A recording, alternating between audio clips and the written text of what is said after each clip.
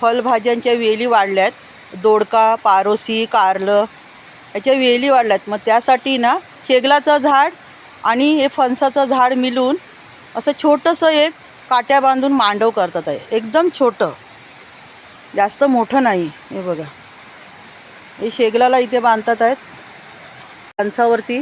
हे बघा, काठी ठेवून असं तिथे बांधतात आहेत, है ना. हे बघा, ही पारोशाची वेल आहे.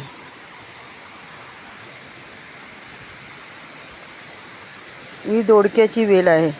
हे बघा, हिला कशी सोडली आहे बघा, है ना.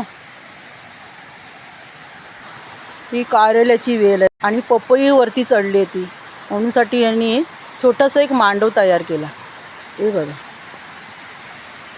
यांनी खांबा आणला नाही, कुठे होता आमच्या खोपीमध्ये, ते आणून इथे मेडक्यामध्ये टाकलं, तिकडे शेगलाच्या याच्यामध्ये अटकवलं आणि रशीने बांधलं. हे बघा, मांडव किती आहे बघा. आमचं एकदम छोटंसं मांडव आहे. आमची जास्त भाजी वगैरे ना मागच्या शेतामध्ये लावले, घराच्या मागच्या बाजूला. झालं तयार हो? हो झालं. हां, याला काय जास्त वेळ नाही लागणार.